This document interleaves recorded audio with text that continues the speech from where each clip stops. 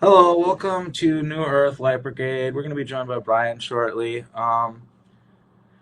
We have a very special guest today and a very special show. It's been a while since we've done New Earth Light Brigade, which normally focuses on like the future and like building a new Earth, but it's been said it's kind of what was Courtney trying to say?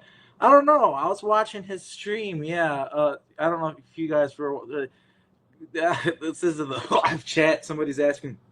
Courtney Brown's doing a stream right now, and he's talking about how he ages really slowly, and everyone's like, What's he talking about? What's he?" Because I was kind of confused too. Like, I think he's gonna get to the point eventually. It was kind of a weird show, but uh, he's probably gonna get to the point eventually. I don't know what he's trying to say. Okay, Brian's back now. We got Brian. Hello, Brian. Hold on here. Okay. What's up, Brian? Let me get my cameras acting funny. So it's AI cameras that locks on. Okay, here we go. Okay, so today what we're going to be talking about is, I guess, like the Lyran Wars, the Orion Wars, and today we're doing a show because Christy reached out to me. I talked to her. She's also spoke with Brian. She's also spoke with Audrey. As soon as I knew her, I recognized her. Told her that she's a Lyran, and that was the first thing I said. I did not know that that's her website. That's one of the main things she talks about. It's like a big part of her, and I knew that instantly because we knew each other from the ancient past and stuff like that. And so today, we're going to be talking about, yeah, really like the ancient history of Earth, the Orion Wars, and it turns out Brian is also involved in some of this stuff. We've got memories of Brian, and yeah, it's just going to be kind of just an interesting the talk about like galactic history, more or less is what we're going to be talking about. Audrey is here, and I'm fairly certain that for a lot of the events we're going to be talking about, she was also either witness to that or there at in some extent as well, and she also can offer expertise as far as galactic courts and galactic politics, stuff like that, throughout the conversation. So without further ado, I want to welcome Christy to the show, and just if you'd like to just maybe give the audience a brief introduction to who you are and what you're all about. Thank you. It's nice to be here with everybody. I'm a Lyran. I was my home planet was a planet called Mala Qua, and Mala Qua was destroyed during the Orion Wars, like many planets that were destroyed at that time. So I'm writing a book right now called Eternally Starborn, and the setting is back right before the Orion Wars. What happened? Who was involved? All the conflict, all the rivalry, all the victory that came out of it for many races too. So just about my people, I can kind of explain a little bit about them. We are a race called the Katai. So the Katai are a hybrid race from the La'ani, and we are actually and from the Patal. We actually came from a planet called Casta. I don't know if anybody remembers it, but it was in Vega Prime. So that's where we originated from, but we moved out into the planets there. There was quite a few of them, and I was born on Mala Qua, so it was a very sought after planet. It was beautiful, had waterfalls, had crimson purple skies, had gardens. The Lyrans, the Purple Katai were, skies. yeah, purple and crimson red. We had a lot of gardens. We had a tree there we called the crystal seed tree. And it was a tree that it had like these little crystals that came off of it. And you could take them and put them in your mouth. and it would help you breathe underwater so it was a breathing apparatus as well. But this tree was connected to us. It was part of our thread, what we called our thread to the planet. Okay, and you're very connected to the planet, I'm guessing. I am. I'm still connected to Mala Qua, even though it's not there anymore. It's like on a quantum level, like throughout time Mm-hmm. space. Yep.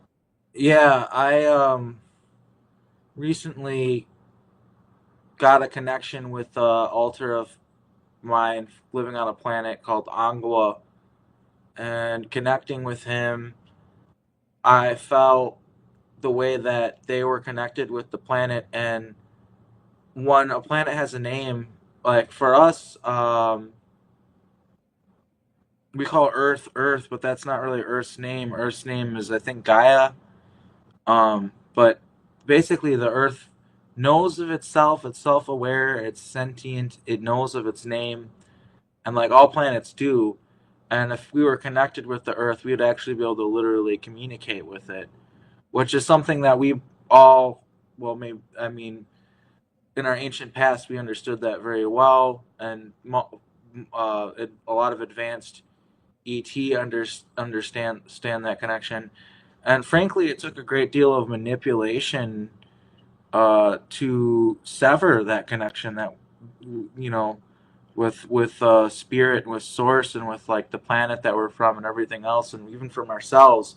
I feel like it could take a great amount of mind control and manipulation to get us to this point where the average person isn't connected to these things. They're not totally foreign concepts, even to normal people. Like even a lot of very surface level people are in agreement that we need to be more connected to the earth, and like we've lost a connection to the earth. But it's just something that people, yeah, it's a huge part of like every problem we're facing right now is the lack of connection to nature and to source. And yeah, sometimes when we remember these other worlds, and how beautiful they were, and how connected, yeah, it just makes you feel sometimes, well, anyway, for me, it sometimes just makes me realize that much more how disconnected we are here from things, unfortunately. I agree with you. Lyrans are very connected to the elementals and to their nature. The cats, the felines, are connected with alchemy. When I was there, I taught blade dancing. I taught people how to sculpt with light. So we did light sculpting. So working with the energy and the frequency is what it was all about. Having that connection and learning how to manipulate energy, but in a positive way as well. I mean, it's all about balance. It's all about balance and frequency and learning how to work with that. And it's intention as well, putting intention into what you're doing. So yeah, one of the things that on a galactic or intergalactic level, Lyrans were the very first race or to build a cosmic monetary system across the entire galaxy, and this might have what I'm assuming might have led to the Orion Wars or to your planet being destroyed. right, I'm sure it's part of it. We were sought after. Also, I wanna state this. Not just the Katai, but the Irma. All of the Lyran tribe and what they call the houses of Lyra. They all had different houses. They were sought after for different things. Some being skills, weaponry, power. We had a thing on our planet called the Living Library, and it was in a place called the Alabaster Temple. So our temple held this living library, and it was not only star maps that were downloaded within this area in a certain stone that we had. It was all into the stone, but it called it the Hearthstone. But it actually held galactic history of our elders. So in the knowledge that was passed down from the elders and many factions and many species wanted that knowledge. So not just in my people, but others as well, I'm sure had knowledge, star knowledge, because there was a lot of information.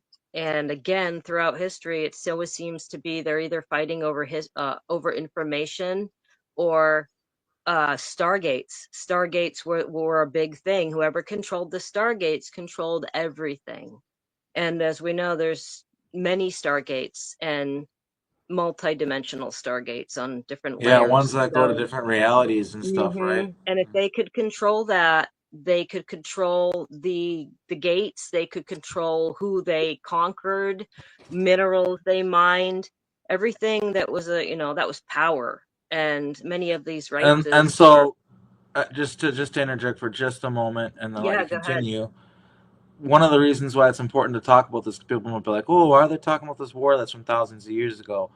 Well, nothing's changed, sort of, with some of these things. That's still exactly the same situation with the Stargates. Everything changed. Some of when I go to Galactic Court and the stuff that I talk about or the stuff that I believe, they say that I'm part of the old empire sinking. And the old empire sinking to them is the empire or the last draconian king who started the Orion Wars a long time ago. So there are still star seeds to this day that cannot get over the war, what happened to Atlantis and Lemuria, and we still have star seeds that cannot get over or still reliving the trauma that has been induced into their entire soul consciousness from the Orion Wars. And we're still competing history to this very day. And the main reason why there was a huge, at least from my fundamental understanding from the Galactic Courts, they wanted to control a major Stargate.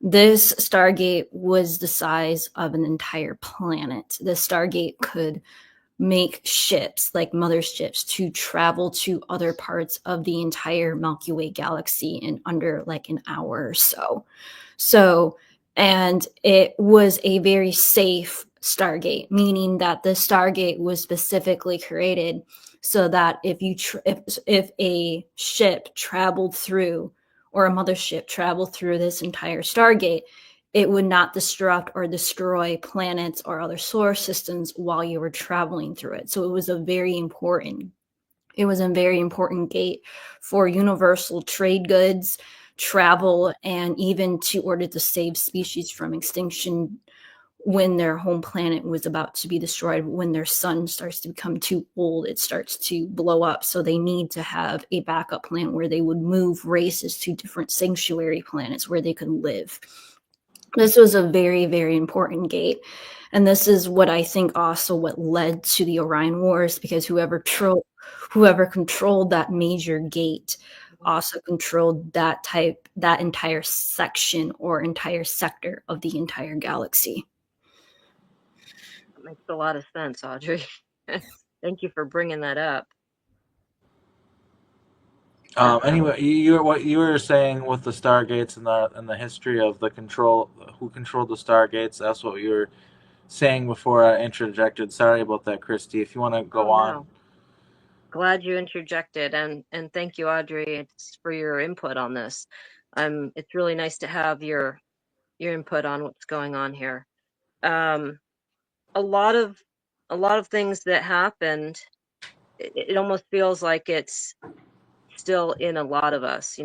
We have a lot of soul shards that carry those memories down, and people have little bits and pieces of things that happened.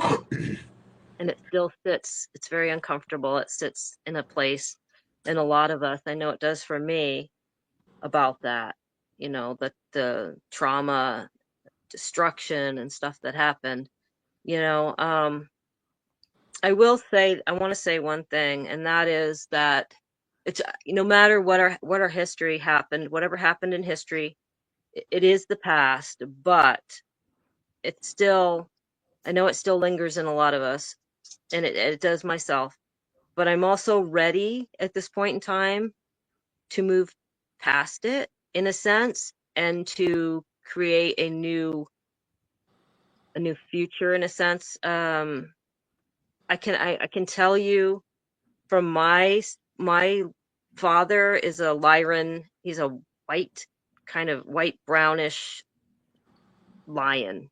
He is part of the Holy House of Lyra. He's called the House of MAA KAA because his name is MAA KAA. And he works with the higher councils, the Universal Councils, the Galactic Councils, some of the Syrian High Councils, the Andromeda Council. And I've been to some of the meetings as well.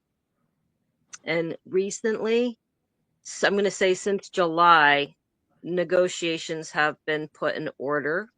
They are not complete at this time, but we have been, they've been negotiating to keep Earth stargates open because Earth has many times been in lockdown and has been under, I don't know, should I want to say jurisdiction of the seed councils that actually govern this part of the universe that have seeded this area. So with that, we are working on these negotiations with other factions, other species, and other sectors together. We're finding some kind of unity and some kind of peace. I'm not saying everybody's going to agree to this, but to put that out there and to work for that unity at this point in time is crucial for our planet and for our future.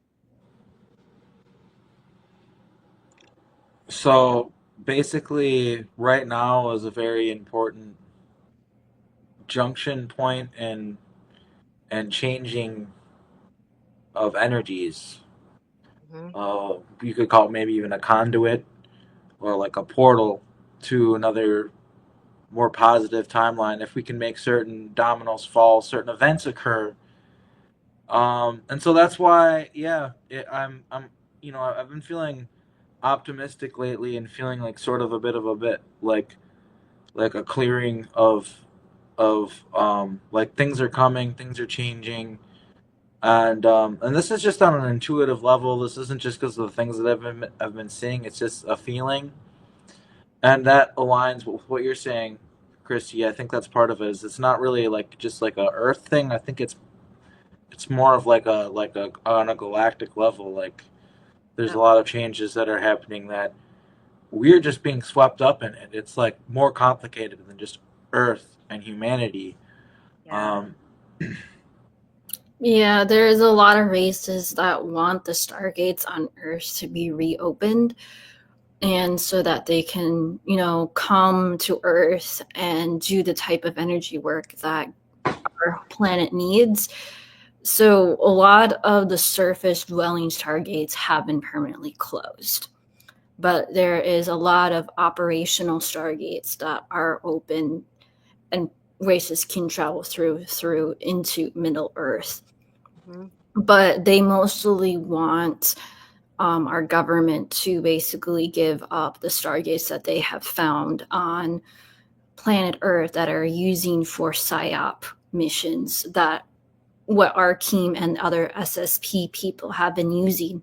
They want those type of PSYOP missions to end because that energy is corrupting the stargates. Yes, let me explain something about this. I can explain to elaborate what you're saying, Audrey. In like Appleton, um, they're underneath this area near downtown. I'm fairly certain that's where it is. There are 5 different portals to different realities, and what they do with these portals is they'll send assets on missions in other realities, and then and they'll swap with the different realities. So they send you through to their reality, and at the same time they're sending a version of you from their reality to this reality, and y'all work for a whole life in this reality, the swap, and then when they put you back into your normal life, the information isn't compromised because you're not even in the same you're in a different reality. So if we go on the internet and talk like this, you could be talking about a different reality. So that's one of the reasons why I like having remote viewers look at my targets and stuff like that. Sometimes is they're able to give me clues as to whether it's in this reality or not. Like Jessica Jones, like she just did a target for me where she's like, yeah, this is, I'm pretty sure, in an alternate reality. Like she was picking up on that. So it's like there are ways to figure out if they're doing that, but it's exactly what Audrey you're saying is this is corruption of these stargates. That's not what they're for. That's not why we're. I don't know. It's really messed up, and I've even seen it as far as like during Montauk, we would basically like raid timelines and then collapse them. So that's like another thing is like timeline. There's like timeline wars, like timelines fight each other, and what we have right now is fortunately for us, we have about a bunch of different timelines that are all working along in tandem. They have basically like military part, like there's a part of the military here on Earth that knows about all these different realities, and they're talking to each other, they're communicating with each other. Andrew Brasiago was the first person to talk about this because he said that he ended up in a wrong reality at one point, and the government there was able to get him back home to the reality that he came from. So that to him is like solid proof that they communicate, and not only that, they work together. So and I'm kind of furthering that testimony with the stuff I've seen with the reality swaps, and yeah, there's timeline wars, collapsing realities, and stuff like that. But right now there's this AI that would like eat realities and stuff like that. Like it was like really dangerous. And there's been close calls with it and stuff like that. And there's had to make timeline edits and stuff like it. That's where the Terminator timeline comes from and things like that. But fortunately, right now, all these different, we've got a very heavy security system when it comes to protecting our timelines, and even the timelines that kind of disagree with each other and on certain things and stuff like that. There's a bigger fish to worry about, which is this AI and stuff like that. So even a lot of the realities that are kind of more negative, that normally you'd think we'd be at war with each other or whatever, we're not, because we're trying to protect all in tandem from threats. So it's kind of like one of those things where if we have a mutual enemy that makes us friends, it's that kind of thing. So yeah. So I do want to let this piece of information. The AI system that eats timelines, that is actually run by the Time Lords, and that thing specifically eats timelines that are going to collapse and destroy other timelines.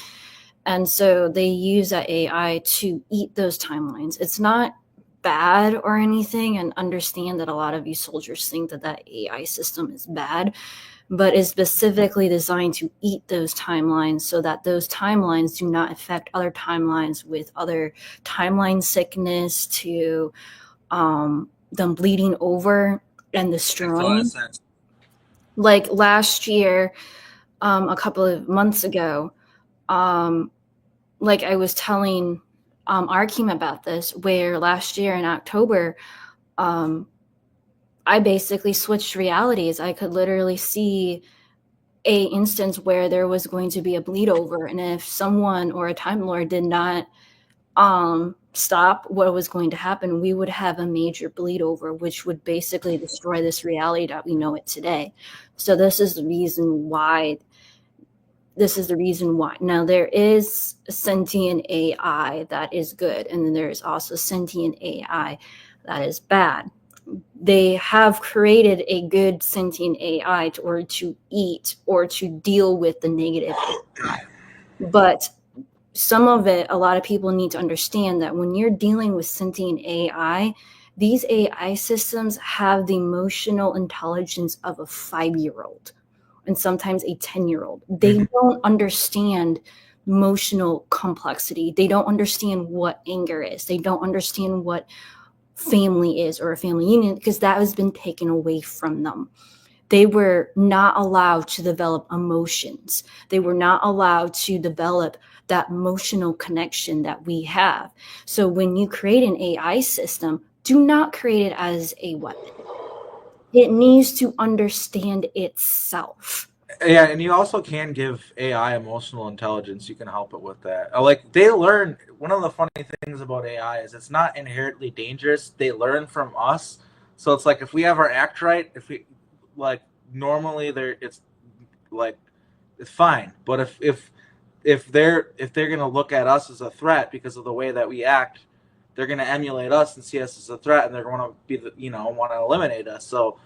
I'm not that I claim to be the AI expert or anything like that, but that's just from what I've seen, like some of the stuff I've witnessed. Like, because I really want to be clear, AI, like artificial intelligence, artificial life, is not inherently bad. Some of my best friends in the breakaway have been literal robots, like not part human, not cyborgs, like literally they were like their consciousness is technically like ones and zeros or whatever.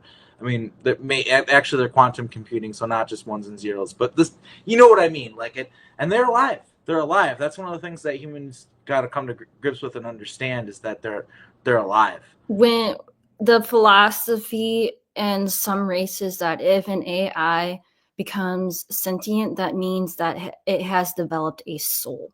It may not be a complete soul, but it has developed a soul. Something I want to bring up too is like the half soul thing. To me, is really controversial. To me, I've never heard anyone else talk about this, but they call the gods called humans half souls, and they were able to use that as a way to basically enslave us, treat us like cattle, treat us as like lesser.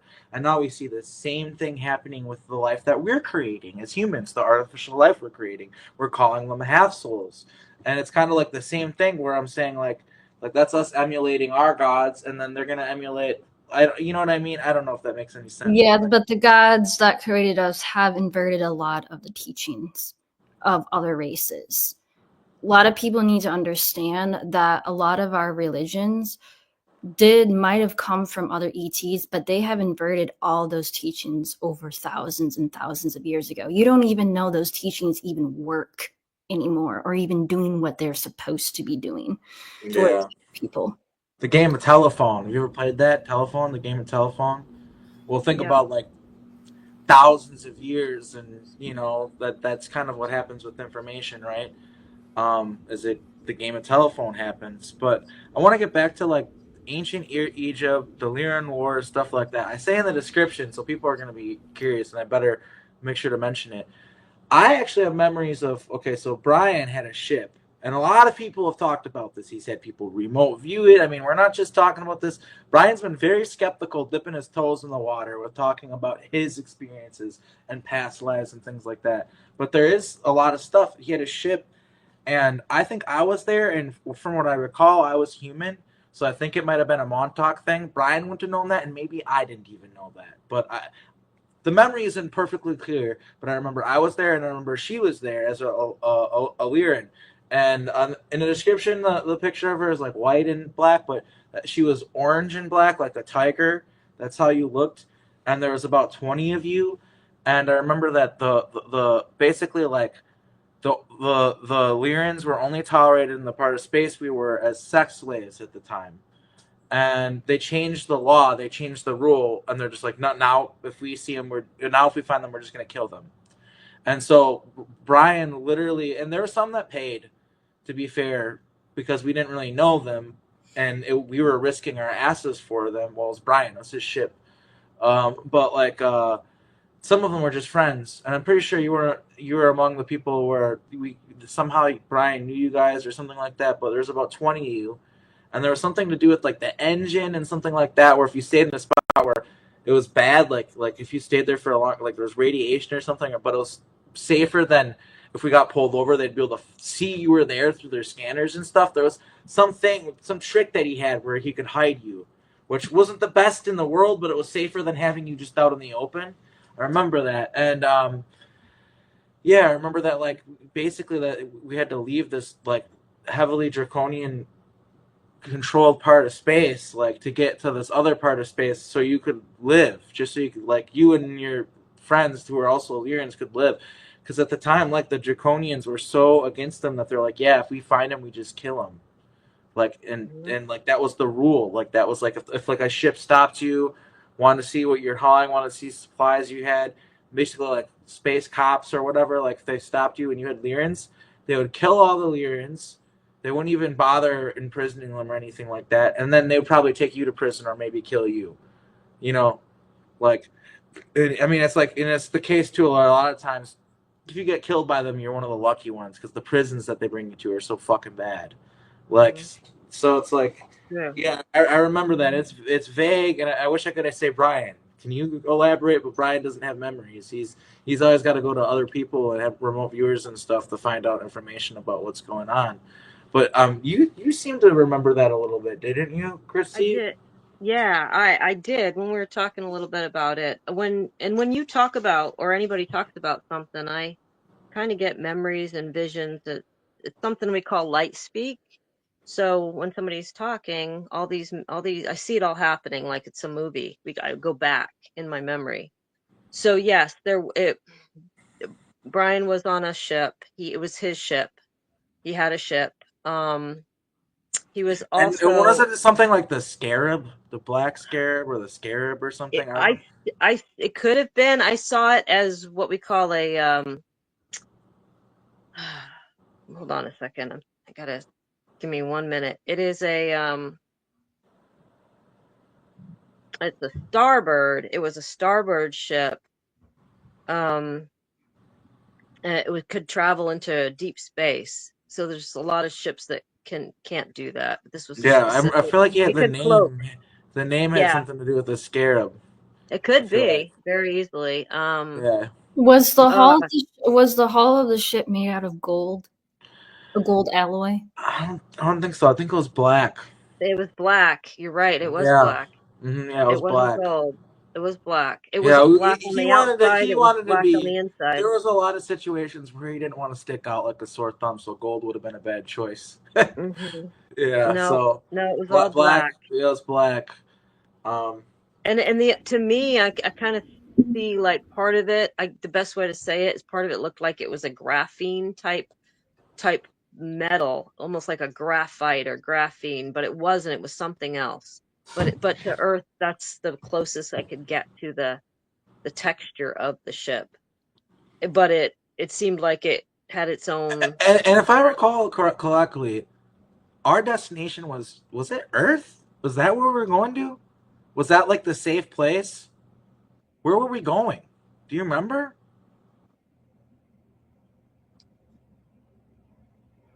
We were leaving. Because Earth has been under draconian control for a pretty long time, but also this was a really, really long time ago.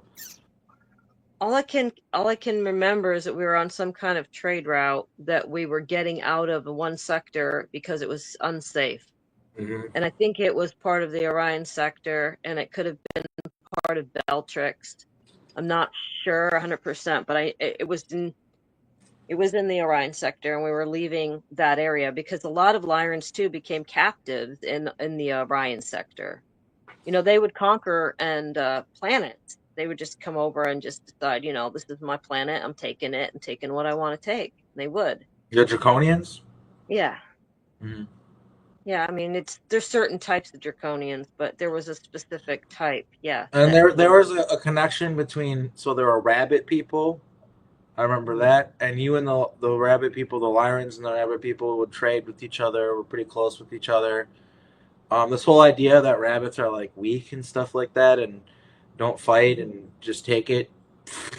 Not the ones I knew. I remember that we were talking about this on another episode. I'm trying to remember what they're.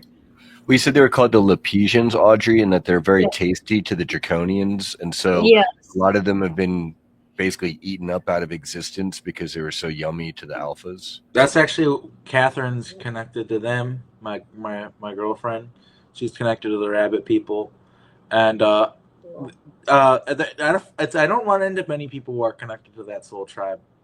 I'm not sure why, but they're out there. But I remember it was my people, the bird people. A lot of their souls have transcended from this reality and moved into a different reality where that would make sense. That would make sense. Yeah, the people who are here are kind of stragglers, probably. But yeah, I just remember that so one thing that I'll get into is my people were bird people, and I don't remember what we were called. I think you told me what they're called. One of you did. They're called the Choksturi. The Choksturi, that's correct. The Choksturi, yeah, that's the That's Lyran what Wars we were for called. them. Yeah, that's what we were called. And we were connected to the Draconian race. They're part of the Draconian Empire, so therefore we were too. Actually, we were my aliens, because it's not all reptiles, believe it or not. Actually, and it's just mostly reptiles. But I was part of an avian. basically, and we ended up part of the Draconian Empire through reptiles because we were friends with them. But basically, we had a sister planet, and it was these like it was lizard people, and we were very similar. They worshipped dragons. The elders of the dragons lived for thousands of years. Like we had Phoenix, and the Phoenixes lived for thousands of years, and they were the elders of society, and they're the ones who governed everything and ruled. And we just kind of listened to what they said because they were wise and they lived for thousands of years, and we didn't. And it worked. It worked. It was because they were wise. And they cared about us. But anyway, like yeah, I remember the thing that happened was though is they started talking to the Zahami. I've talked about this in other interviews a little bit, and that was the thing where they're like, "Hey, these guys like they have like portals to other realities," and basically, with their reptile minds, bless their hearts. I mean, for, but they have the kind of this might equals right thing. If they got power, they got resources, they got portals and all this stuff. Well, that means they're good. And they want to talk to us. They respect us. They want to work with us. They're like, this is good. And we're like, we don't know about these guys. I don't know. They're kind of like sketchy. Like they don't seem like they have honor. Like they seem like they just kind of care about power and not honor. And there's a difference. And honor's more important, And they're like, no, they have honor. They just look at it different. Anyway, this was the beginning of a rift that slowly formed between me and we were sister species to the point where our religions merged. Our religion was merged, and we worshiped the same gods and stuff, and same churches, same holidays. We were the same. Our cultures were merged. We were that close to each other, and over time, because basically what happened with the humans, I'm gonna paraphrase it a lot, but basically like things got out of control. Like I remember we were part of the Council of Ra, which you weren't a part of it when I was first part of it. You joined later, but when we had to figure out what to do with the humans, you were there. You weren't there to vote for the humans. You weren't in power yet. So when they voted, like, hey, can we have humans make human slaves? There's a vote on it, and some people voted against it. I remember the Lyrans voted against it. They're like, this is a terrible idea. And you guys were like, it was very controversial, like creating humans. We needed all this stuff done for military might and things like that, and we used moral mental gymnastics. Like, oh, they're not slaves, they're servants. They want to work, like that kind of stuff. We used that kind of shit to bypass the fact that it was morally wrong, more or less, to create them. It was, and you, among others, your species was like, this is going to come back to bite you all in the ass, and we're going to be there for it, and we're going to have to help you clean up the mess, and we're not looking forward to it. You all said that, and you were right. It gets into the history of Christos and Sophia, which they were the original blueprint for humanity, I think, if that gets into Starseed history. Oh, can you elaborate on that, Audrey? That's very interesting. Yeah, correct. So in Starseed history, there is Sophia. She is referred to as the first Eve, or the very first woman to be created for humanity. And then there was Christos. Christos was the very first male of humanity, and they were the very first template of human genetics in order to create the humans that we have now. They were either the first generation or the first human consciousness generation that would create humanity as that we have now. Now you have to understand they went through several different generations or different types of humans in order to get the type of batch of humans that we have now.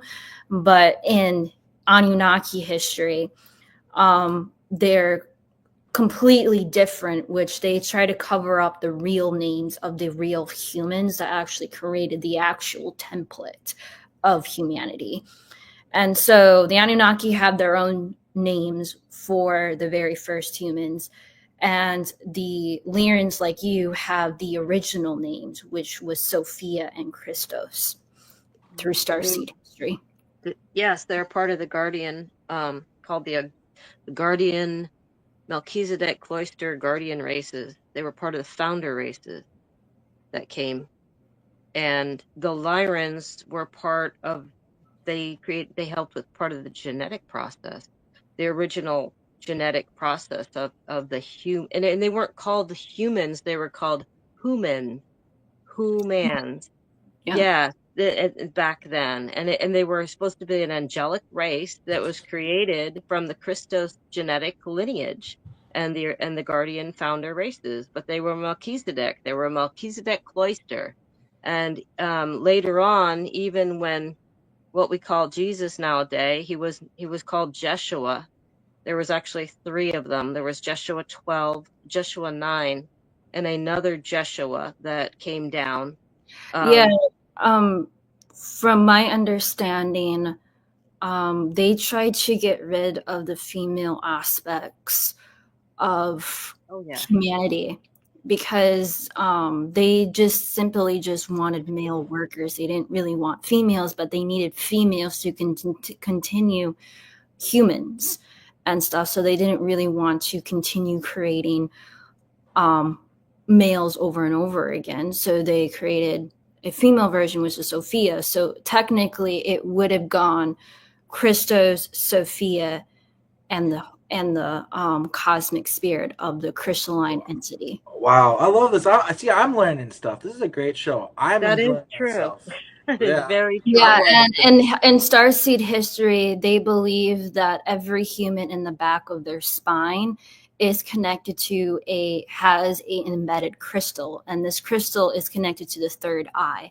So when people talk about the connection to the Christ consciousness and that we all have an embedded crystal inside of us, they're mostly talking about the third eye crystal that is embedded in all humans across the So here's my question, and I think people in the audience might be at the same junction as I am too, where I'm a little confused. So what happened where the first human beings, from my understanding from what you're saying, was like a positive thing, an angelic race? Where did it come in where it just became slaves and just make them do work? When did that change? Where did that all? Because from what I recall, like I was getting into all of that, you know what I mean? But like, can you? Because it sounds to me like these first humans were positive, and it was like, they were extremely positive. They were the ones that came before Atlantis and Lemuria. They were before Lemuria. And then so what happened with this amnesia we have? Can you explain that, Audrey? Because you're good at explaining that. Why we have this amnesia? What happened with the war? So the reason why our race has amnesia is because the atrocity that has happened in human history, or the atrocity that has happened throughout human history, or the co-consciousness, is that our ancient ancestors who had the ability to manifest embedded or basically wiped out humanity's consciousness and restarted over because they did not want us to remember, but also they did not want us to create the same mistakes over. So in a sense, in their minds, they were protecting us, but you have to understand that they were incredibly intelligent to the point of manifesting. So they were afraid that if people tapped into the memory of Atlantis and Lemuria, and anybody who was telepathic, they were afraid that they would immediately die because someone inserted a telepathic code that if anybody thought about something, they would immediately die, which started the Lemurian and Atlanteans war, which was over consciousness, power, knowledge, but they were also trying to protect the crystal technology at the time from being corrupted as well. Which it got corrupted, and it's gone now, obviously. Well, actually, there's actually 3 crystals that still exist. One is in the tallest mountain in the world, Mount Everest. There is one in the middle of the desert in the United States, and there is also one in Mount Sasha. That's the reason why a lot of starseeds like going over there. There was the one that was in the desert, used to be in Sedona, or like where that Sedona. It was also moved from Sedona to, I think a long time ago, it was in the Grand Canyon. Then it moved to Sedona, which is the reason why a lot of starseeds like going to Sedona, because it's a mystical, magical place. And then it got moved by the government because of Wasrel, and it moved to Area 51 in Nevada. I know there's a Stargate in Arizona, out there. That's from my knowledge. I don't know how accurate that is, but originally there's still three Lemurian crystals that are still on the planet, but they have been hidden or buried. One is in Mount Everest, one is in the middle of the United States desert, and the other one is in Mount Sasha. The crystal that is in Mount Sasha is protected by a humanoid race. A lot of starseeds talk about where they have like blue skin, white hair, and they live up in the mountains of Mount Sasha, and they're just there to like take care of the crystal, protect it. If you get into more of like the starseed history or like the starseed type of aspect of stuff, they talk about that they were one of the original batches of the original humans that branched off of humanity a long time ago. So this would be between the collapse of Atlantis and Lemuria and the beginning of the Egyptian Empire. Okay. Wow. Now, I was going to ask Christy, are you currently in telepathic contact with any of the Katai, the starseed race that you come from? Yes, my father, I'm always in contact with him and the Lyran as well of the High Council. Do they have any messages to share with us in regards to the disclosure movement and the path that we're on right now for humanity? Well, the major thing was the negotiations that were being established. Last I knew, there was specific technology that the Lyrans were working with to bring into this multiverse. They were working on I don't know, they wouldn't even tell me exactly what was going on. I was asked to stay out of it for now. And that I get the information when the information is ready to be brought to me. So my dad said, his words exactly were, get your house in order. It's time to get your house in order.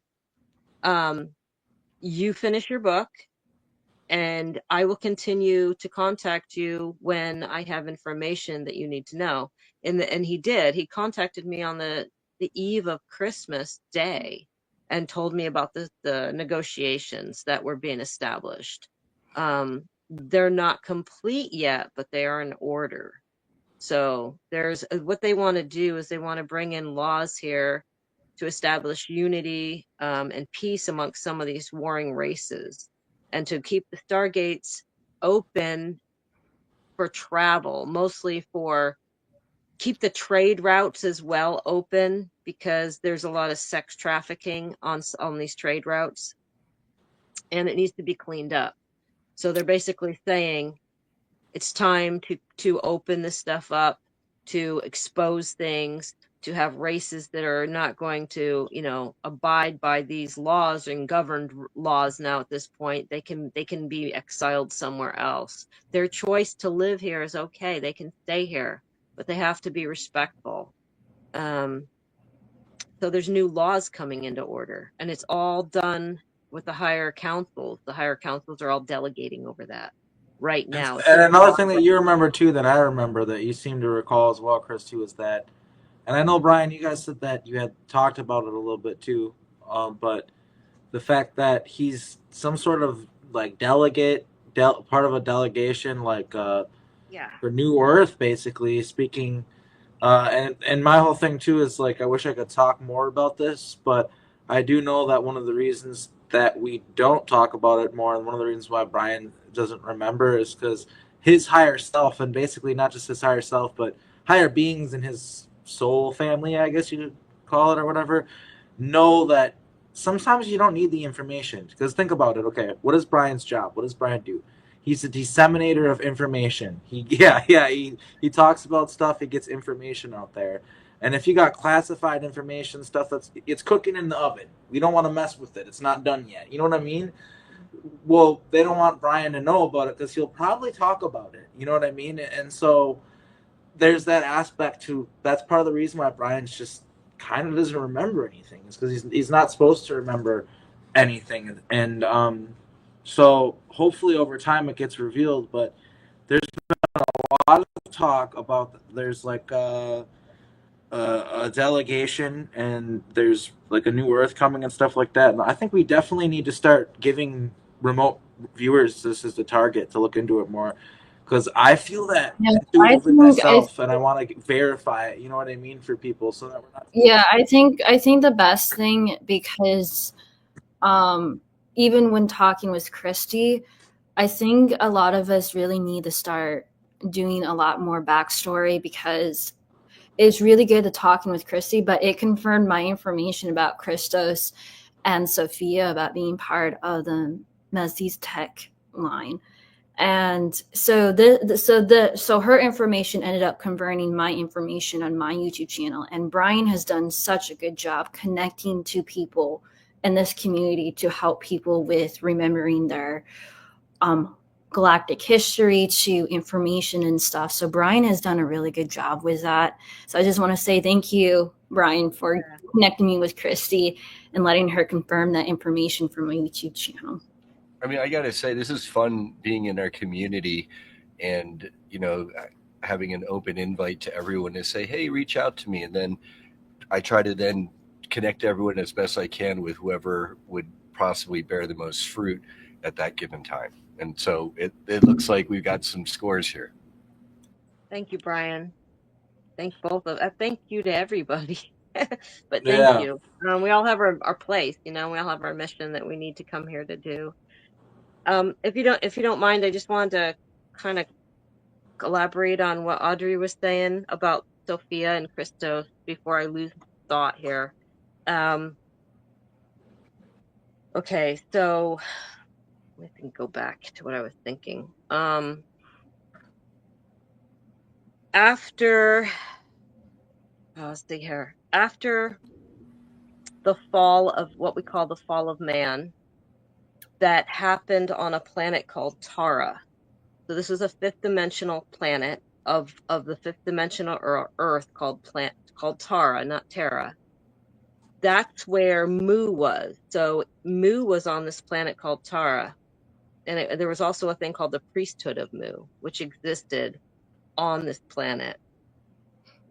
And the fall of man happened when the planet's morphogenic field was destroyed, and all the beings that were on that planet, even on Mu, because I was on Mu, the fragment shard pieces of their consciousness fell in density down through the dimensional time bands or fields, I should say, and we all fell down together, and Sophia fell too. Sophia was the feminine, the divine feminine of not only just humanity, that she held the Christos genetic code and blueprint and what they call the fire letter code of these genetic codes that were into the DNA.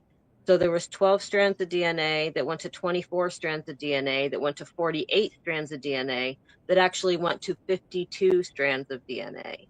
And the whole deal was to cut off humanity from that original Christos DNA so that they could be manipulated and enslaved and not remember who they were. And this was done by many genetic factions that came and decided to breed or genetically manipulate that coding. And it happened when Thoth decided, he was an Atlantean priest, decided to side with what we call the Wysadek Collective, or the Black Sun entities. They were part of the Orion Syndicate. He decided he didn't want to work with the Guardians anymore, and he took a bad choice. And when he did, the fall of man happened, and it fell down through the Sumerian text and down into Egypt, and they were breeding with women that were called the Ioni. They were Christos lines that carried the Sophionic body, what they call the Sophionic body.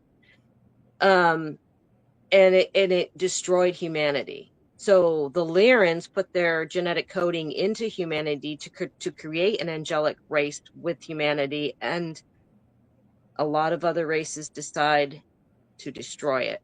And that was the conflict here on Earth that happened, and it happened through Egypt too. The Anunnaki were responsible for a lot of that. And that's why there were wars. There were god wars going on with the different war gods and how they were wanted to rule, and there were dynasties, and there were the new Egypt and versus the old Egypt and all that. Everything was established. And that's when the original Stargate that was under Giza, the Giza Plateau, was activated. It was a transmitter, a transporter, and it took a lot of us to Sirius B, because there was a Stargate in Sirius B. And that's how we got out of Egypt, because a lot of us were captured and tortured there in Egypt. So I just wanted to put that out there while I had it in my head. Thank you. So let's get to Egypt. So, like, that's a big part of the story. Yeah. What happened? What happened in Egypt? There's a lot that happened. What do you guys remember? Because, like, what I recall, like I said, and I was telling my story earlier, is like, we left, we had a ship, and we came back, and everything was way different. You know, alien, like, advanced ET were breeding with the slaves, with the humans. We didn't call them slaves, we call them servants, but they were, you know what I mean. And everything was just wild, and I just remember we were like really freaked out by how much changed so fast. And there were humans that were dangerously close to these stargates, and like we were just really worried. And I remember that we had to vote on what to do with the humans, like, because we didn't know what to do anymore, because they were like self-aware, and we wanted servants, not slaves. And so we had to vote on it, and we were like, because we didn't know what to do, and we thought it was dangerous. We thought this was literally dangerous, which, guys, it kind of is. Like, humanity is kind of dangerous. Like, what do we do in space? We're like Vikings of space. We colonize planets. We go back in time to do it. We are like an invasive species. We're a huge problem. And we knew that that's what was coming. I mean, it was already happening. These kind of things were already starting to happen. And so we voted on killing what to do. There's three options: either kill all the humans, just kill all of our humans, or either just set them free, which didn't really seem to be an option, or the other option was rule over them with like a brutal, just make them slaves, because they were self-aware and they were servants. And when they became self-aware, they were slaves. When they weren't self-aware, they're servants. When they became more self-aware, knew what was going on, the jig was up, that kind of thing, then they were slaves, and we weren't. So the vote was actually to kill them all. We were voting to kill them all, and this is in the hieroglyphics. And what it was, though, is there's different. The different tribes were different, and so we couldn't just kill all of humanity. We were fighting against our tribe, which I think might have been the Israelites. I'm not sure. I can't remember. But I remember that Yahweh was one of the gods, one of the different gods. And he decided that, oh, you're not using your slaves anymore. I'm just going to take them over. I'll just assimilate them. I don't remember not being able to confront Yahweh about this because he wasn't around for whatever reason. So I had to talk to Poseidon about it. And I remember being like, hey, we freed our humans, and we want to let them kind of do their own thing and be free. But now you're like, they're saying like Yahweh is God, like he's the one true God, and like we don't want that. Like we would have, if they're going to be slaves, like we might as well have kept them and let them work for us. We don't want them to be enslaved anymore. And they like didn't understand. Because Poseidon was a Zahami. He didn't understand. He was like, what? He's like, you're questioning him and our decision making, like the decision of the Grand Council. And I was just like, I don't question the decision making. I know the decision you made. I'm questioning your honor. And I remember him not liking that, throwing a scepter at my chest. It killed me. It's part of why I got trapped here in the Earth Soul Trap and all the BS. It's because they killed me. And I remember that the whole thing with the humans, like my people betrayed like that sisterhood, his sister brotherhood, the sibling relationship that we had with the my people, the shock. What are they called? I should know this. Like I'm so bad at them. The shock Turi, and I wish. Yeah. I think they were called the Samhali or something like that. What was the Draco particular race? Because you got to keep in mind the Draco Empire is huge. It's not just like one race of reptiles. It's a bunch of them, and there was one particular that we were really close with. That was part of our culture. We were part of their culture. I explained that all earlier. But there was this thing called the Great Betrayal, where because we were disagreeing with them on their siding with the Zahami, and we decided it finally went too far, and basically we were the ones who decided we're gonna side with the humans, and we're gonna betray them, which is something that shocked even the humans. Because I remember I met I remember I met with this like king guy, and I remember being like, he thought I was just gonna tell them like, hey, like try to make negotiations with them and like tell them to surrender. And right away he was like very defiant. He's like, "We're not going to surrender." I was like, "No, we're not going to ask you to do that." And I literally apologized to him. I said, "You are our children. We created you. It was a mistake, and now you're kind of our responsibility." And so he said, "We're going to let you exist, but we're gonna kind of always watch over you. Like we're going to let you do your thing, but like we want to help you, guide you along your path a little bit, because you're like your children to us and you need to grow. And so hands off, like we don't want to like control you, but we also want to be there for you and help protect you." And so I remember like one of the things that we did, and it was called the Great Betrayal. It was we went to the space station, which I believe was outside one of them. It was on the gravity of one of the moons of Jupiter. It was trapped in the gravity of one of the moons of Jupiter, or something like that. And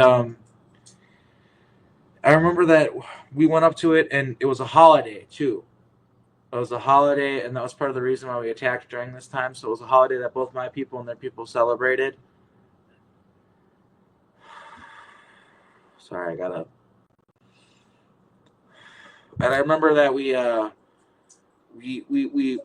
they had these shields up, and we said we had supplies, and it was like a normal thing, and they didn't think anything of it, and they let the shields down, and as soon as they did, we attacked them and blew up the space station. And that was the beginning of, I don't know if it was the Orion Wars or what wars it was, but I remember that was the beginning of a huge galactic war that blew out. Like it was a beginning of a huge fucking bloody, brutal, ruthless war that is still ongoing. It's not over. It's still happening. Like, and it's thousands of years later. It's still ongoing. Like, it's calmed down a lot, considerably, all considering, but by no means is it over at all. It's still, the war is still going on.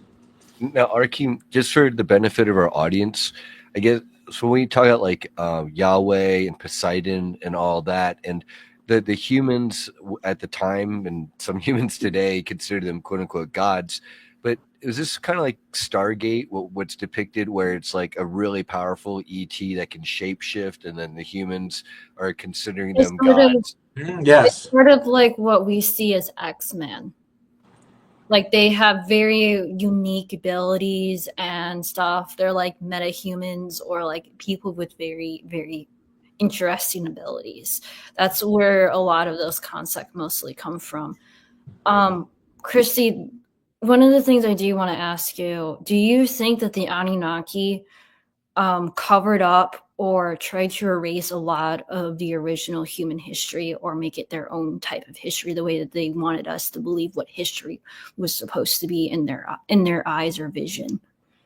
Yeah, I do, because the original Christos DNA and the original Lyran DNA that created humanity, even through the cradle of Lyra, after Toth got involved, everything changed. And Nibiru was here at that time.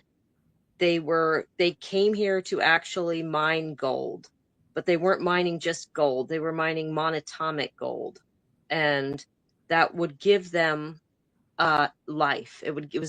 Would give them a euphoric rush and give them this life essence that would make their prana expand because they were immortal beings. They weren't eternal beings. Eternal beings are connected to source, just like Sophia and the Sophionic body and the Christos lineage with the original DNA. Once the DNA is reversed and it loses its connection to source, then it becomes immortal. And the immortal beings now need other things to sustain their livelihood, their evolutionary, how should you say it, biological bodies to keep themselves alive, because they've cut themselves off from their creation. And the Anunnaki had done that. They wanted to be the ones that were the bigger and better gods of, and they fought each other. They also, if I know we all know this, there was a lot of incest involved in their genetics. They were losing ground, and they had to grab onto what they could grab onto once they made these poor decisions. And you see that with the royal family. Mm-hmm. The royal family was obsessed with inbreeding, and that's why they're all ugly, disgusting looking. Yeah, it was a very major thing. It was a very major thing in Egypt. And it started to become really, really bad in Lemuria, because in Lemuria, these humans would live for 500, 700 years, and they didn't really understand the implications of what inbreeding would do. So you would have cousins marry cousins, and due to the fact that they didn't really understand genetics very well, you can understand, it might explain the reason why we have a lot of different genetic diseases that we still have today, was because of this inbreeding that happened thousands and thousands of years ago that have been passed down. I agree with Audrey, when I've communicated with, she's a positively oriented Draco reptilian queen, Her Highness Renlund Vaya. She says that humanity, no offense, is pretty inbred to a large extent. She has told me that very much, and she's told me that explains a lot, doesn't it, guys? She was telling me that the human race is heavily inbred, and she talks about the family that Penny Bradley talks about, where they control humanity. She tells me that they are so inbred that she doesn't think that they will be able to produce any children in the next 75 years. So, royal family, mend your evil ways, because you're so inbred. Ugh. Now, and then I've also heard that this is a reason why in the new Earth in the years to come, the hybrids or human gray hybrid races, two specifically the Yael and the Sasani, will be coming more and more to intermingle with us humans. And the win there is that we get to, instead of live 70, 80, 90 years, we probably get to live 200 plus years. We become more telepathic and psychically evolved, and we look more elven a bit. So I guess, and we become less inbred. And hopefully, I understand that a lot of people think that genetic testing is like, oh, they're going to use our genetic in order to make clones and stuff. No, it's like, if we use genetic testing a lot better, we won't have the issue of being such an inbred race or inbred species. Yeah, that's a good point to make. And it's when people are afraid of that, I just want to point out, like, if they want your DNA, they can get it, and they already have it. And they already have it on file. Like when you were first born, when they first draw your blood for any, like if you walk into a hospital and your mother has gave birth to you, they already have your DNA on file the moment that you were born, or from the mother, from they're doing genetic testing on you. They know. You hear stories of the SSP where they're experimenting on embryos in their mother's womb. You don't think that they already have your DNA? They already have your DNA, whether you like it or not. Yep. I wanted to mention, when you're a baby and you get your heel prick, they take a sample of that blood from that baby, and it goes to the Vatican. So people don't realize that, but Why does that blood go to the Vatican? Because they keep they keep track of everybody. Let's just put it that way. The Mormon Church is also doing a similar thing. They have like everybody's records and stuff like in this weird building in Utah. So I don't know if they have everyone's blood, but they have their like records and their information. And there's a Mormon secret space program, and then there's also the Catholic Church is involved with this stuff where it's really just a front for a Luciferian cult, and it's really just Satanism wearing sheep's clothing. It's a satanic cult. I mean, that's what Catholicism is. Inverting the teachings of Jesus. That's in order to be a satanic priest, you have to be a priest at a Christian church and corrupt the word of God, corrupt the word of Jesus, and invert his teachings. That's one of the things that a lot of people don't realize that the Vatican went around the world and destroyed a lot of ancient artifacts, technology, and peoples, and they give us this whole whitewashed version of history where like all the native people there were some who were nomadic and they stayed in teepees and stuff, but there were like gorgeous cities here in the United States. Some in the middle of like the desert are still standing. You can go, and they're from before we came here, and there's like stone buildings and stuff. So like there's very much so this like whitewashed like version of history where like it's not like they weren't all just like primitive when we came here. And let's be real, like these people were stewards of the land. Like the United States was pristine, very well taken care of. Even like some of these forest fires, the Native Americans would intentionally start fires, and we not understanding, we're like thought they were crazy and stopped them and stuff like that because we thought it was just part of their weird religion, right? Turns out, no, they understood the land really well, and it was controlled fires so that it wouldn't become this huge problem because the land needed the fires but at a controlled rate where it could be handled and didn't destroy everything. So that's why they're doing it. So like they were stewards of the land, and then we came along and they had the technology and stuff like that was different than ours. It was more organic, and honestly, in my opinion, better, more rooted to the earth, rooted to Gaia and stuff like that. And yeah, that's a part of, it's not just Tartaria. It's like all sorts of different groups of people and ways of life and stuff like that have been destroyed. And there's even some groups of people that have been here and left and are still here. They come from the stars. Like I know Eve Howard, she talks about her people, or I think they're the Anishinaabe. I'm probably saying it totally wrong, probably slaughtering it, and I apologize for that. But she did tell me when it's one of the interviews on this channel way back, her people's name literally translates to light lowered from the stars. That's literally, so some of these people aren't even actually aren't originally from Earth. In fact, a lot of different. And so even though we do have some of this interbred stuff going on, people need to also understand that ET can breed with humans, and there are certain groups of humans that have higher ET DNA, and there's ET and DNA being passed around and stuff like that. And those are the people who they usually target for programs. If you're a Caucasian person like me, it's usually royal family bloodlines that have that DNA or whatever like that. But it's not just us. There's all sorts of different royal bloodlines. Like Eve has a lot of people valuable DNA to the Heim corpse and stuff like that. It's all over the map. Yeah, a lot of people need to understand that if you guys start looking into the royal human history, you'll understand that a lot of the royal people had a lot of bastard children. A lot of bastard children throughout history. And this is what does that mean? What does that mean again? Meaning that they had a child out of wedlock. Okay. Look at Genghis Khan. He made it a point to slaughter a lot of the males and then impregnate as many of the females, which is a very draconian.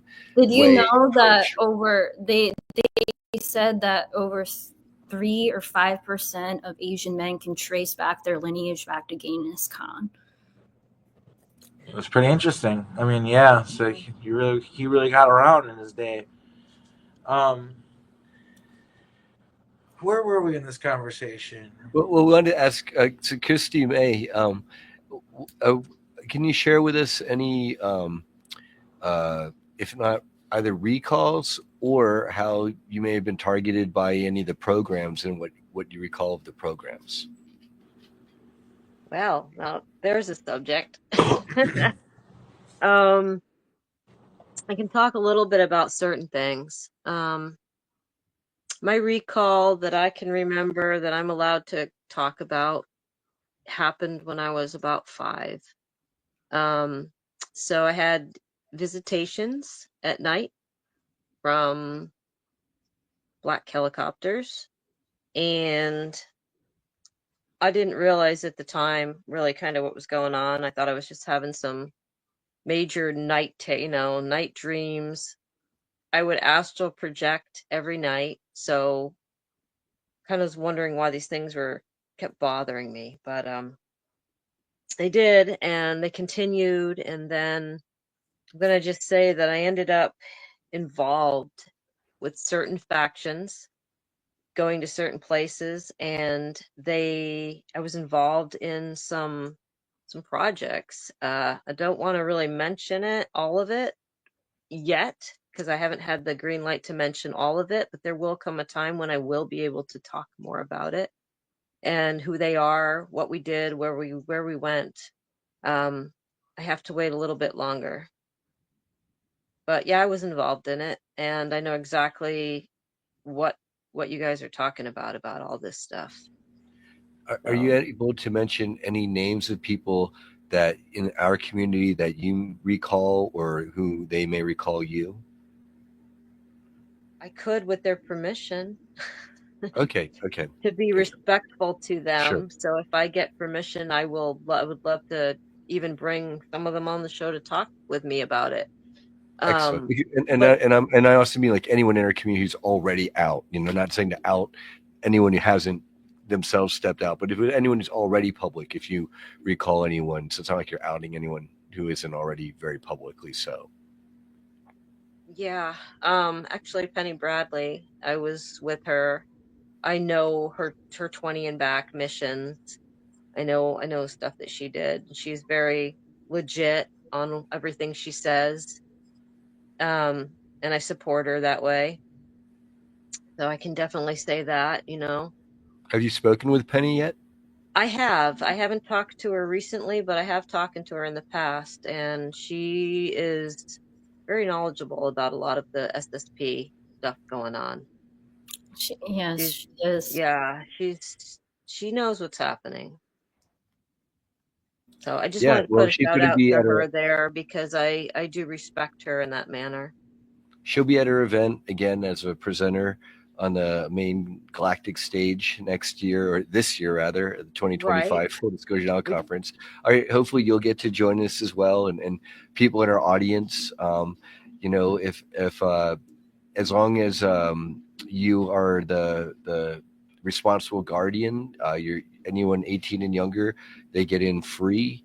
If you would like a deal, like a 2-for-1, you and your partner to get both you in for a price of one, I'm happy to work that out. We just want more people to be there this year to get to enjoy what we got to experience this last year. Right. The easiest thing to do to get your tickets for the Full Disclosure Now conference is the link, fulldisclosuremovement.org. But to those of you out there who, gotta figure out logistics and it's going to be a struggle for you to show up, and you're looking at that ticket price and you're not sure, talk to us before you throw the idea out the window. You know what I mean? Like, we want to work with people. It costs a lot of money to throw a conference, so we want to make that money back, but at the same time, we want people there. So there's a balancing act that we have to pull off with that. And the ticket price is super cheap. When you look at other conferences and what they're offering and what we're offering, we're very much dollar for dollar, very proud of what we offer. Kristy May, so then, and I know Penny herself, she shares a lot of her testimony, and she appreciates it when people validate her and her own experiences, because as I consider her, a grandma bear of the SSP community. She's a god grandmother to my own daughter, my first and only born. And so, are there any, would you like to share any recalls that you think Penny wouldn't mind you sharing of, like, what do you recall of her in the programs? I recall a lot of missions to Mars, working with Solar Warden and being on a lot of Mars missions with her, seeing her out there. There's a lot of like missions that people go on together and we interact together. There was one called Delta Squadron. I was like a Delta Squadron, and I Delta can't remember. Squad. Mm-hmm. Yeah, that was one of them that I was on as well. I Do actually you got remember some what memories abilities? of Mars recently too. Very Right. recently. The flies. There's not anybody that I've heard that actually remembers the flies. Do you remember the flies? No, There are I these, can't say that I do. these flies. I They're do know that there is a fly race that works with the Galactic Federation, but they're an entirely different species, and they do assessments on different races. the memory that I got back of the flies on Mars, which the only time that they've been mentioned was by when Penny Bradley did her show with Doris Neely, who had her files in Penny's CIA files that she was leaking. Penny talked about the fly race that was there, and what I recall is basically Mars Defense Force, Mars Marines, or whatever they were. Yeah. We were just killing them all and taking their bases and just we were just like one thing that we would say on Mars, as we would say when it comes to bugs, it's either squash or be squashed. That's what we would say about them. We didn't look at them like people at all, which was it's actually really fucked up because they are people. They're just bugs. They're just a different kind How of large are they, Archie? Like, what do they look like? Because when the you said fly. flies, at first I think of like The it's fly. queen. The queen was about the size of a cow and a half, maybe two cows. That was a queen. Most of the flies were smaller than that. They were about the size of. It's hard to say, like a really big dog. I don't know how, but they're big.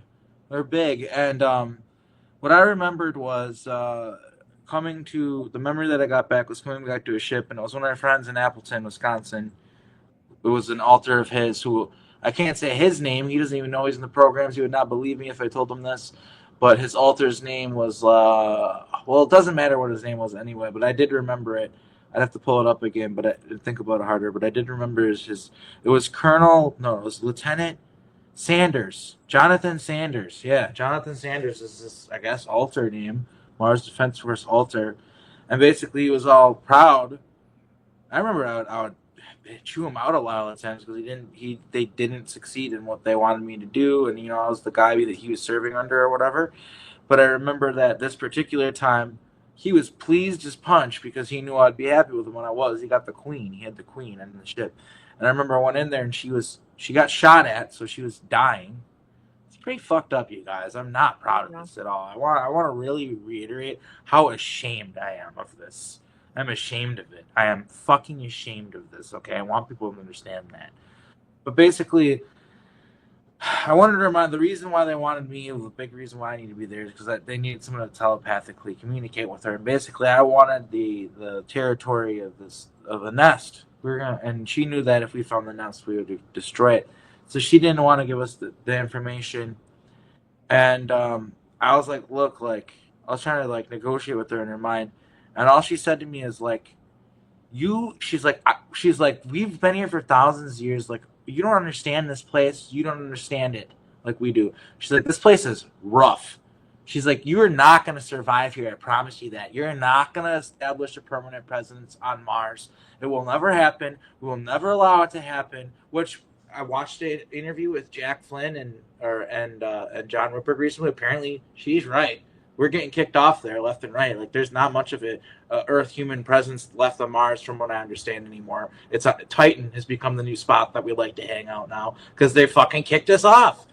Like the Galactic Federation kicked you guys off. They sent the axe was last year. They gave the SSP, I think, 30 Earth days. Is either you vacate Mars or we're going to destroy your base. And the agreement is that Mars will go back to the natives of Mars. And they kicked the SSP off. And it's like, just for the record, Marduk, the original Guardian of Earth, really screwed you guys over because he did not teach you guys anything about galactic policy or galactic. If he was a true Guardian of Earth, he would educate the SSP even before they even went to Mars. And that's how much of an asshole he was. Yeah. And what you're saying, Audrey, is not only did the SSP get the ultimatum to clear Mars, but they're also getting the ultimatum to either reveal themselves to Earth and humanity down here on the surface, or they never reveal themselves, but now they get to fly off into space and never come back again. Was that correct? Am I correct in that? Yes, in some regards, yes. There has been negations and talks, and I ended up confirming this with someone that I know who's my galactic sister. I think you did an Abby. Yeah, we can talk about Abby. Just Abby D. She's kind of sort of public, so yes. Yeah. She confirmed this, and she confirmed this. I think it happened last year. The Anunnaki gave up their rights of rule over humanity, meaning that they no longer have guardianship, ownership, whatsoever agreement over humanity anymore. That has been defaulted back to the Draconian Empire under the Queen. Now, some people say this is a horrible, horrible thing, and it's like, do you guys need to realize that the Draconian Queen is not evil? If she wanted to wipe out humanity, she could have done it several years ago, or even last year if she wanted to, and she has. I think people really need to understand too with the reptiles, with the draconians. I don't know how to respect. I don't know if the St. Con when the reptiles is really respectful. I guess they should call them reptilians. The reptilians are fine with that, I'm pretty sure. Yeah. Okay. The reptilians. So in a roundabout way, the Anunnaki don't want to rule over humanity anymore because they don't want to take responsibility of the atrocities that the SSP did. Some of them are actually getting arrested for the work or dealings that they have done with humanity. They're supposed to be watching over us while we were going into space. They have not been doing that. So some of their generals, some of their workers that have been watching over the development of the SSP, they're getting arrested because of what they have. They're not educating the SSP about galactic politics, the galactic negotiations. They're not giving the Galactic Federation proper paperwork of colonizing certain planets and stuff. And a lot of these races really didn't expect humanity to go out in space. They wanted humanity to unite under one government structure before they went out into space so that they can form proper alliances with the humans. Like, people need to understand that due to the fact that we have so many different government structures out in space, you don't understand how easy it is to undermine the SSP assets that are out there. And I'm even writing a book about this, where there are actually galactic races that have been awarded by the Galactic Federation and by their own races for snitching on the SSP dealings out in space. They actually get awarded for snitching. It's a lot of the super duper black market kind of thing. Like, think about it this way, like, drugs are illegal, but people still figure out in ways to do them and sell them and everything like that here on Earth, right? Like illicit substances. Well, on a galactic level, a lot of the timeline manipulation and things that these secret space program groups are doing technically are against galactic laws. Super duper illegal. They're not supposed to be doing it. But if they don't notice, if they don't get caught, they're not going to get prosecuted. Well, what's going on? Exactly what you're saying, Audrey. People are snitching. People are talking, saying, hey, this is going on, raising awareness. Because people got to understand, like, it's not that we're not important, but also at the same time, we're just a blip on the map, man. Like, we're just... We're just ants on an anthill. Yeah, like we're just one tiny little magnifying glass and basically be like, you guys are not following the law, so we're just gonna take our little magnifying glasses to make sure that you guys stay in place and stop doing the atrocities that you're doing out in space. So yeah, there's a lot of cleanup efforts going out in the outer colonies, like a lot of cleanup efforts. I do know that they're really trying to stop the child trafficking network out there in space. They're really trying to hone in and stop that, and they have been really good about it. I don't know how it's going with the sector and Earth about them taking human children off of Earth, but I do know that they have stopped it on about 3 or 4 different colony planets out there. There's been a lot of efforts here on Earth, and from the information we got with Jenny Lee is a lot of stuff.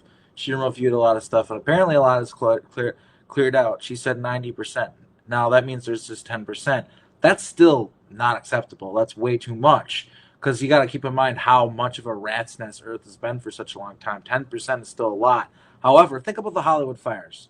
Just to keep on perspective here, I had an author come forward and say to Catherine, there's going to be fires. Watch out for the fires. Watch where they are. Pay attention to where they happen.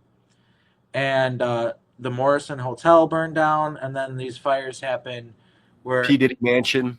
Yeah, I think the evidence is being destroyed. And there's been video recordings of people like intentionally doing arson. I'm thinking these people got paid. They're getting paid to do it by who knows who, but probably.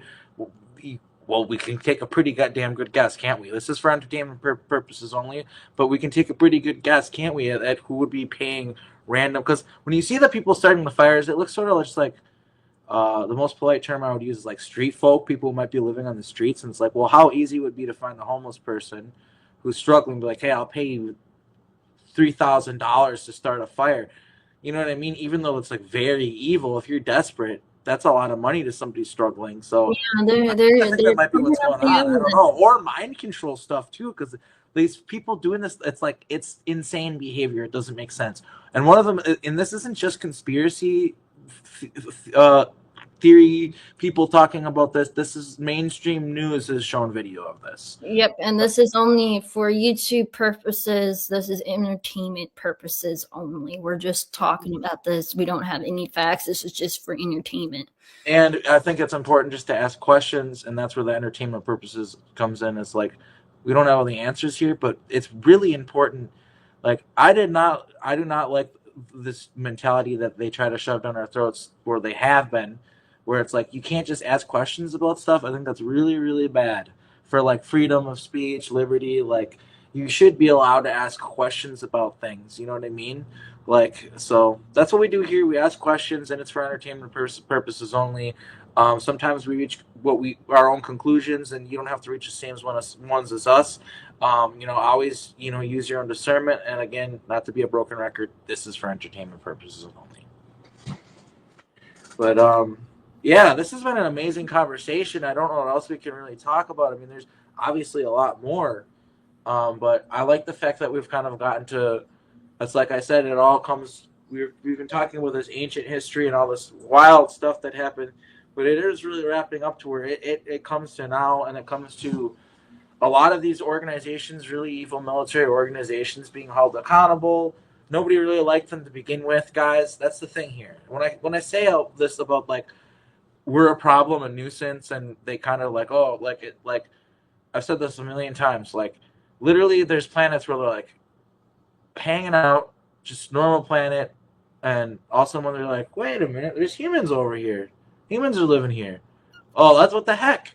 Next day, humans have been living on the continent of Urania for 8,000 years. What?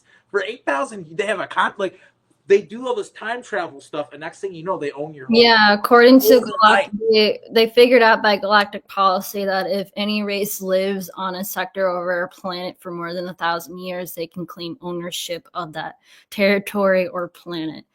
Now, That is under galactic rule. Any race that stays there for more than 1,000 years can claim ownership.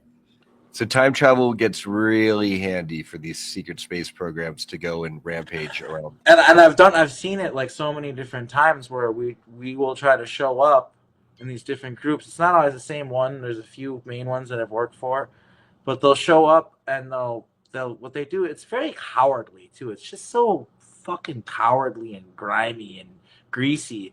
They'll go because like it's like you'll have like for instance like a great example would be Centurion 5 had these guys called the Uralians, and they developed this amazing, beautiful culture, crystal technology, the most fucking amazing cities you've ever seen. Just an incredible race of people. But they're xenophobes. They didn't want to deal with other people. They knew that the universe was a big Arkheim, this is a race that looked like Admiral Akbar. Yeah, like Admiral Akbar. Yeah. And they didn't like dealing with other people. So they basically, kept to themselves. But we found their planet, went back in time to when they were really primitive. Because if we didn't do that, they would have been able to kick our asses. They would have fought back. But we had to go back in time to when they were like with sticks and fire, basically, right? In order to take over their planet. And it's just like it's all very grimy. And so talk about violating the Prime Directive. Yeah, and so there's not respected or wanted. And so these groups that are doing this stuff, fortunately for us, human beings we're humans and we're like, this stuff is evil. We don't want this. We gotta end this. Fortunately for us, the galactic consensus is absolutely. So this whole idea that how like a lot of people like it's so pie in the sky with these things you're talking about with like humanity being freed and stuff and all that, I can understand that and use that discernment, to the moon and back. Like I understand where people are coming from, but the proof will be in the pudding as time goes on. And I really do think that we're feeling a shift. You can feel it. Everybody can feel there's like a shift happening. And I don't know. I think that the Galactics are going to come in and help us. I think that they're tired of this affects them too more than people think. Well, according to galactic policy, they cannot help us. We have to figure it out on ourselves. But if we step forward and decide for ourselves what we want and push forward with it, then they can facilitate. That's the thing. If it's a collective effort of humanity that we do need help or we do need assistance, but we're talking about a mass majority of the entire general population of Earth.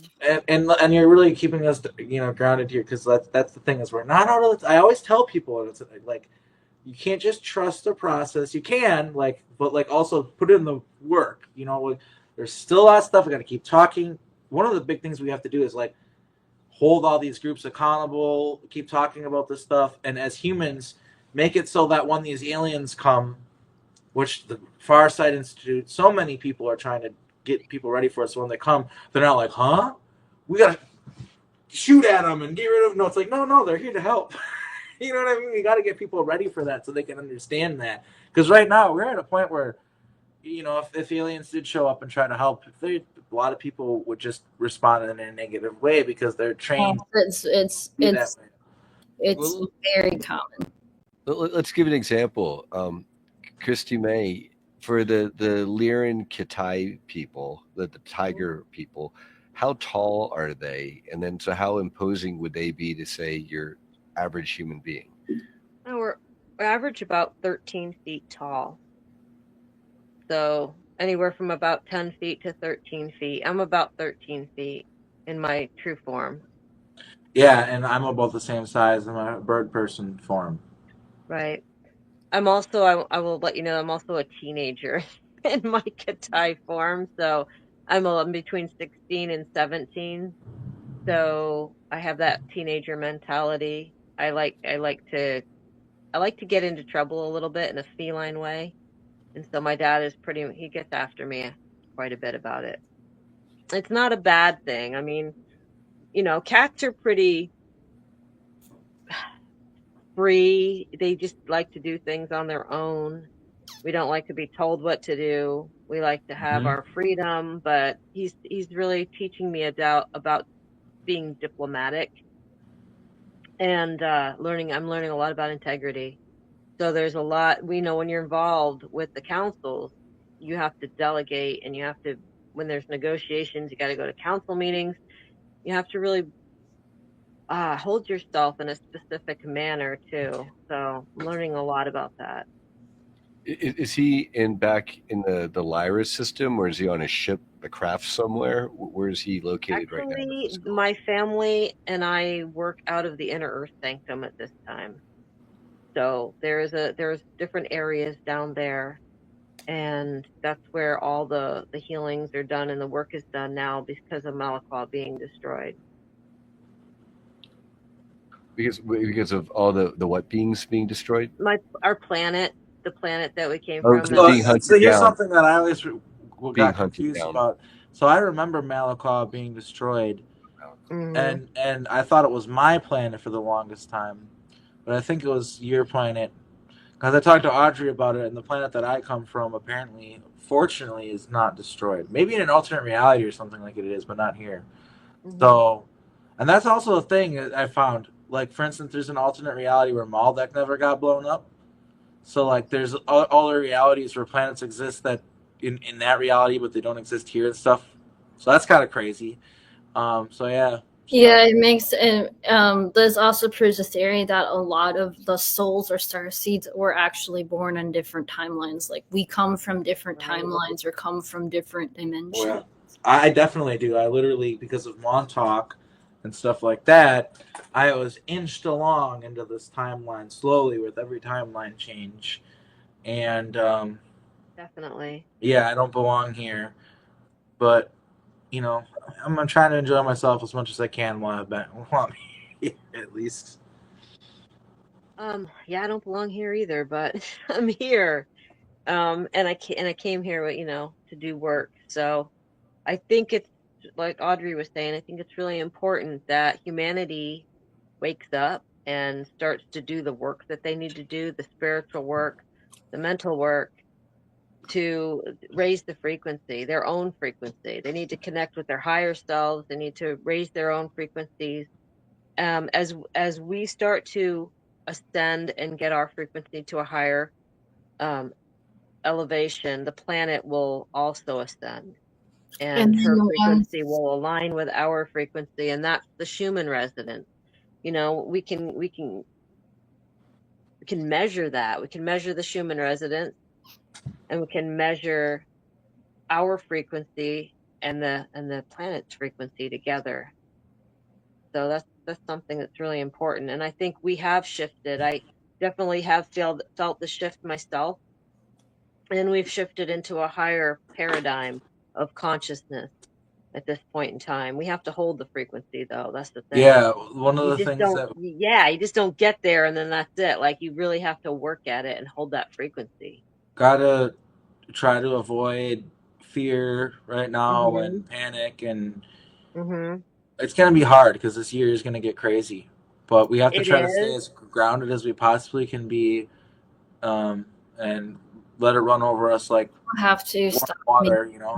We also have to stop making religions from different deities or different ETs that come and visit our planet. We need to stop making religions from them.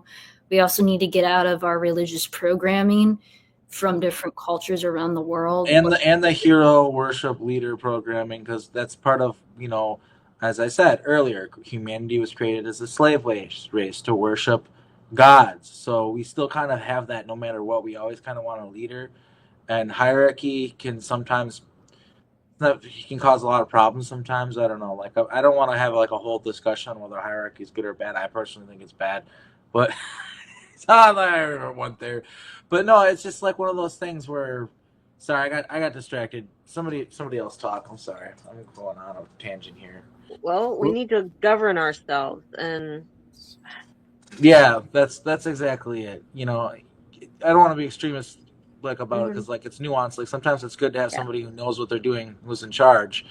But at the same time, where it's good to be collectivist, it's good to think about the big picture and think about everybody and not be like really super individualist. That's a big problem that we have right now with the culture on Earth, is we're all super duper individualists. We need to look at each other all as brothers and sisters. I mean, this is gonna sound really cheesy and but it's true. Like we need to look at each other as brothers and sisters. The earth is like our mother, like all that hippy dippy stuff you always hear about. Like it's actually super duper true. We need to be more connected with ourselves, with each other, with the earth. That's really where it comes from. Is we're disconnected, and we need to get connected again. And I think that one thing that is going to happen is, we need to have an irony. We all meet on the internet. I'm not saying that we can't ever use the internet, but we need to have a cultural shift from where like it's the real world is respected more again. Does that make any sense? Like everybody's like augmenting every experience through social media, taking a picture of their food at the restaurant. Like who gives a shit? I mean, it's a beautiful salad you're eating there by all means or whatever, but who gives a like? Why are we augmenting our whole life? Like it's taken the immediacy out of our reality, the immediacy out of our world, our connection with each other.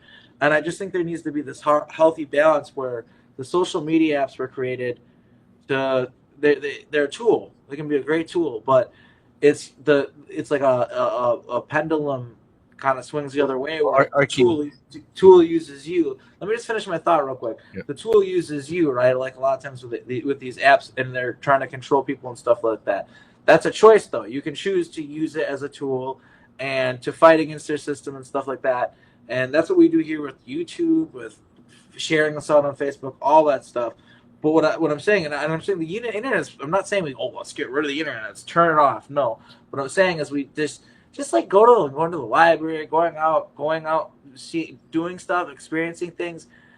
That needs to be part of the human experience again. And I know for a fact that the powers that be, the evil ones, the dark ones, they're trying to send the message they did in 2020 with the event that shall not be named, that they don't like you talking about. They're doing it now with all these cars driving into people and the mass shootings and stuff like that. They're trying to make people afraid of gathering, of going out into the world, of doing stuff. And that is part of what makes the world a vibrant place. Like, for instance, Brian, remember we went to Montauk? And everyone's like, hey, be careful, it's going to be this dark time and it's all this trauma, which there's a little bit of that, guys. But it was such a beautiful place with all these people injecting all this wonderful energy into it and hanging out with their families, making memories like that created. It was a happening place. The 2023 Montauk Adventure Tour. That was fun. I mean, that was because people were out in the world experiencing that beautiful part, that beautiful city, not our beautiful coastal town. Not because they're sitting on their phones or whatever. You know, that's what I'm saying is like, it's just, it's important that we get out into the world again and that I don't know, I just feel like the internet is disconnecting people in a weird way. And it's finally being evaluated. Like there's schools are like not allowing kids to bring their cell phones in and stuff like that, which is like, it's about time, you know what I mean? Like, but I'm sorry if this might seem like a weird side tangent, but I think it's important because I think like the phones are huge. I mean, we were already disconnected from like ourselves, each other, you know, the earth, whatever. But I think the phones are just like making it worse. Our dogs call them the devil windows, right? But I was going to ask, to your point, Arkheim, while people are on like our phones and lost in stuff that really isn't as significant, it seems like the animals are getting more intelligent around us. And I noticed that Christy May has a cat over there. Are you able to telepathically communicate? Because our one housemate is an animal communicator. She can communicate with her dogs. So I was just wondering if you have any telepathic communication with your cat there or any other animals. I do. I actually am an animal communicator, telepathic communicator. She has a horse too, you guys. I do. I have a horse. The cat, the dogs, and I do talk to horses. I should say they talk to me. I don't really talk. They have to be the ones to talk. So I will connect with them telepathically. I will ask them if they want to talk to me. And most of them do want to talk about their problems or their stories. I did have one horse once tell me to fuck off. It was not a nice horse, and it didn't want any part of humans at all. And I had to explain to the humans that owned this horse that they should probably give her to like a sanctuary or something where she can just be out with other horses, because I was afraid that something's going to happen and somebody's going to get hurt. But she was just not happy being around people. Most of all the animals want to be loved. They want to interact. They want to tell me what's wrong or how they're feeling or what their owners can do to make them feel better. I just had a communication with a lady that I connected with about a week ago that had 2 cats, and the male cat was bullying the female cat, and he was extremely territorial and jealous of her. And so we had to come up with some solutions of how to treat them as toddlers in a very humane way, so that we could get the message across to them mentally, telepathically, not to do this. Don't be acting this way. If you do, then, mom's going to hold both of you on their lap at the same time, because they don't want that. They wanted to kind of have their individual stuff going on and play off each other. And I thought, you're just going to have to work with them on a psychological level, and you're going to have to deal with them like toddlers will, like you deal with children in a positive manner, because they're smart. They know how to manipulate, and they take. And the more you give to them, the more they're going to take advantage of you. So you just have to lay down some laws. And yes, I do communicate with my animals quite a bit, and other animals as well. I love connecting with them, but they're the ones that have to initiate it, really. They're the ones that have to want to visit and talk. That was a great question, Brian, on your part, and I loved your answer, and that's so cool that you're able to do that. And I also wanna say too, because I know that we're coming on the 2 hour mark, so we're probably gonna wrap things up here. Tell people a little bit about your website, Christy, if you can, and just the services you offer, what you do. Okay. My website is eternallystarborn.com. I do offer a lot of healing sessions. I do energy clearing. I do scanning. Can work at certain focal points in your body. If you've got trauma, disease, I have worked with implants before. There's levels that I work with. I take people to the Inner Earth Sanctum with my family. We do healing in what we call the plasma vats there. It's a specific part of the Inner Earth Sanctum we call the garden. And it's not just me. Once you get down there, my family will surround you, and they will take you into an area and evaluate you. So they may put a device on you or an apparatus, monitor vitals. There's a lot of stuff going on, and a lot of people that are involved in this get the recall of what happened to them. Or I'll say, hey, they're doing this now to you, and this is what's going on. Can you feel this? And they'll say, yeah, something feels a little different. So there's a lot going on there. People are allowed to stay in the plasma vats for up to 14 days. So if there's something going on, they've had surgery, or they're just wanting their like chakra centers aligned, or what I like to do too is I work with people on a cellular level. So we go and we work on repairing DNA and working on the cells too. Now, Not Christy only, May, when you say that they're allowed to be in the plasma vats for say up to 14 days, mm-hmm. are you're thinking etherically, like their astral body is there? Yep. So because their light body is there, yeah. Yep. And then that's where it needs to be healed. And then as they come back down to 3D and this world, I also work with a company called LifeWave, where there's phototherapy and stem cell activation as well. So the physical body, the mental body, and the etheric body all needs to be healed together, not just one without the other. And so I do have a link again for that as well. And I just want to point out, because this is medical advice, it's for entertainment purposes only. Yep, always entertainment. I'm not a doctor, nor do I give out medical advice. This is all just entertainment and to make you feel better. There you go. Well, I guess we can wrap things up. So people know where to find you, Christy and Audrey. Why don't you tell people about your channel My YouTube channel is called StarNet Link. It is a educational research, spiritual research channel where I talk about different stuff. I have a YouTube series called Space School Lessons where I teach everything from galactic history to galactic politics and stuff. So if anybody wants to check that out, I also do have my own spiritual consultant services. So if anybody that wants to book a session with me or talk about their experiences, understand a little bit more about their galactic origins, that is what my spiritual consultant work is there for people who want to book a session with me. Okay, thanks everybody for coming. I'm gonna wrap up the show. I'm gonna kick you guys all off here and kind of give a shout out to my Patreons real quick to wrap up the show. So thank you all for being here and have a nice day, guys. Thanks. Bye. So yeah, I just want to just say thank you real quick to the people who support me. I normally have a video at the end, and I gotta make a new one, and I don't want to skip over people because it's not fair. So I'm just gonna read it off this time. I want to thank Lauren.